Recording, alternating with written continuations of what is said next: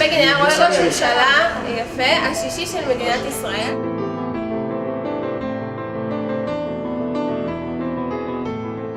אבא היה מזכיר ועד יהודי בריסק. ביתנו היה מוקד לדיונים בנושא הציוני ובענייני הקהילה.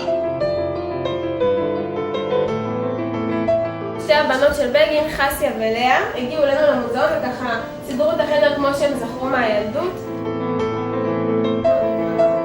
אבל ניצחה בבחירות וקיבלה 44 מנדטים. נחתם על מדשאת הבית הלבן הסכם השלום הראשון בין ישראל למדינה ערבית.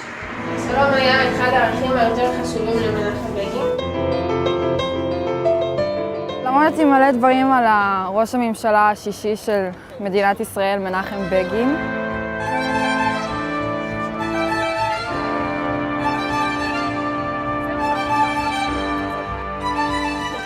כולם ביחד פיצצו באותו לילה את כל הרכבות. המדינה מפסיקה לעבוד, זה ממש קשה לשלוט כך. זה מלון הם פחדים בגלל שיש פה הרבה אנשים, הם פחדים שהרבה אנשים ייפגעו.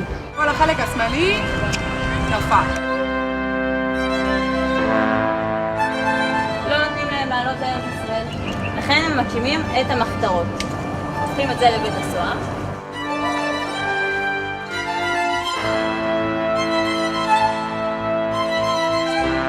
יאללה עכשיו לחדר אסירים משוחזר. תוציא את זה החוצה עד הסוף, אחרי לכולם. ראיתם, יש פה אפילו מעין מסור שיכולים להשתמש בו לחתוך דברים. כל המקום הזה הם יכולים להכניס אקדח, יכולים להכניס מכתבים, סכינים.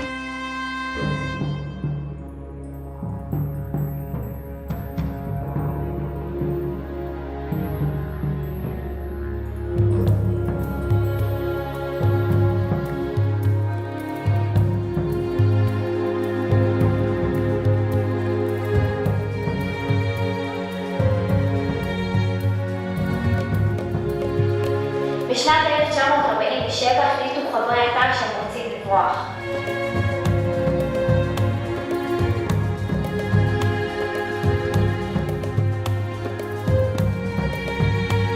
הרבה אנשים שהיו בו בכלא עשו משהו שיצאו מכאן, זה מנהיגים גדולים, אגדה. גויסנו כל החיים, משורה. המפקד החדש של האצ"ל החליט להפסיק את שליטת הנשק והכריז על מרד. כאן הם באמת פגשו פנים מול פנים אנשים שבתקופות אחרות עשו יותר מלשבת בכיתה וללמוד, אלא באמת החיו את המעשים שז'בוטינסקי דיבר עליהם.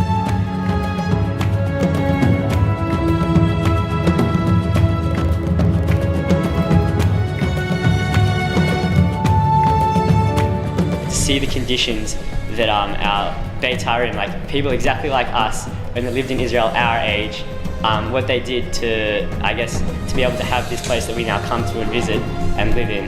You can see them as heroes. You realize how much effort they put in to build our country. When I see how much they've given to Israel, it makes me want to give more. Yeah, it's very inspiring.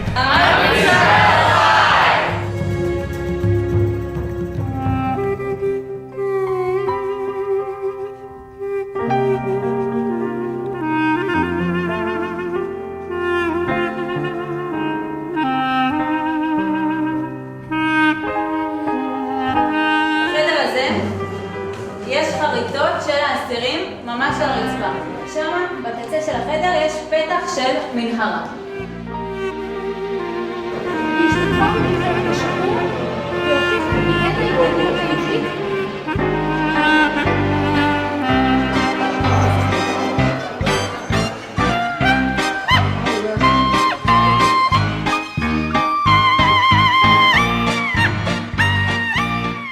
כאן נציין הערב 73 שנים למותו של זאב ז'בוטינסקי.